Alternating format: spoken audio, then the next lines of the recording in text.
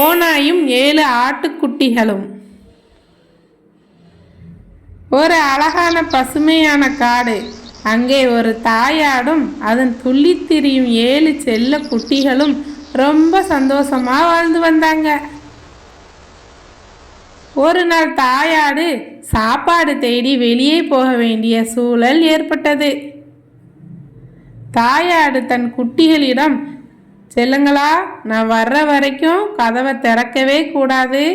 அந்த பொல்லாத ஓநாய் உங்களை ஏமாத்த பார்க்கும்.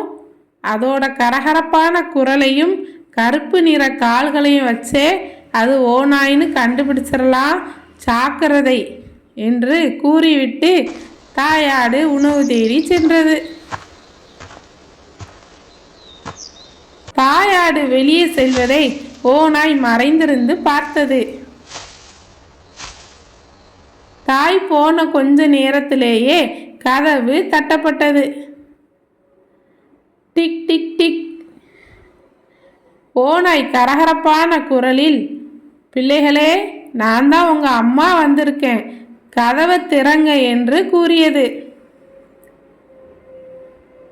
அதற்கு குட்டிகள் ஒரே குரலில், இல்லை, நீ எங்க அம்மா இல்லை, உன் குரல் ரொம்ப கரகரப்பாய் இருக்கு, நீ அந்த பொல்லாத ஓநாய் என்று கூறி கதவை திறக்கவில்லை. ஆனால் ஓநாய் விடுறதா இல்லை.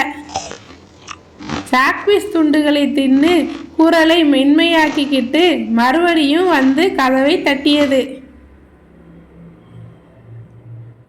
ஆனால் கதவு இடுக்கில் தெரிஞ்ச அதோட கருப்பு நிற கால்களை பார்த்து குட்டிகள் பயந்து போய், உன் கால் கருப்பாய் இருக்கு, நீ ஓநாய் தான், போயிரு இங்கிருந்து என்று கூறி கதவை திறக்கவில்லை. மறுபடி ஓநாய் மாவு மில்லுக்கு போய் தன் கால்களை வெள்ளை மாவை தடவிக்கிட்டு மீண்டும் வந்து கதவை தட்டியது.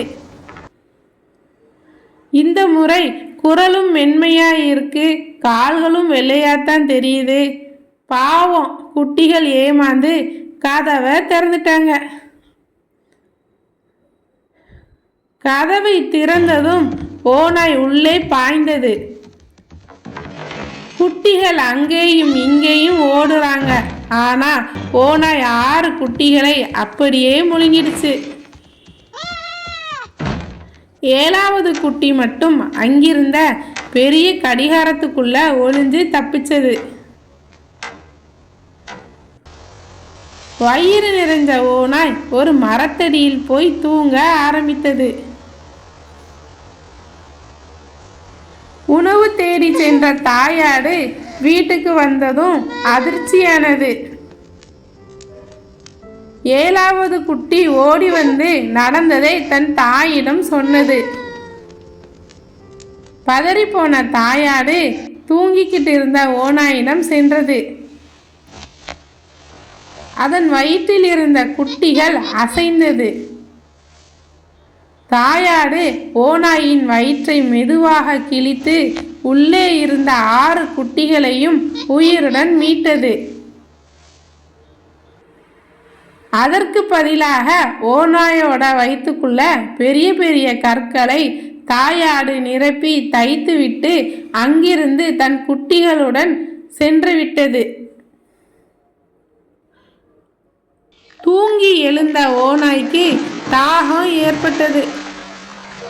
தள்ளாடிக்கிட்டே கிணத்துக்கு பக்கம் போனது. வயிற்றுல இருந்த கற்களோட எடையினால நிலை தடுமாறி கிணத்துக்குள்ள விழுந்து ஓநாய் செத்து போச்சு. ஆட்டுக்குட்டிகள் இப்போது நிம்மதியாக அவங்க அம்மா கூட வாழுறாங்க. கதையின் நீதி: அறிவும் தைரியமும் இருந்தால் பெரிய பிரச்சனைகளையும் சமாளிக்க முடியும். எப்போதும் நன்மைதான் இறுதியில் வெல்லும். இந்த கதை பிடித்திருந்தா லைக் பண்ணுங்க. இது போன்ற மேலும் கதைகள் கேட்க நம்ம சேனலை சப்ஸ்கிரைப்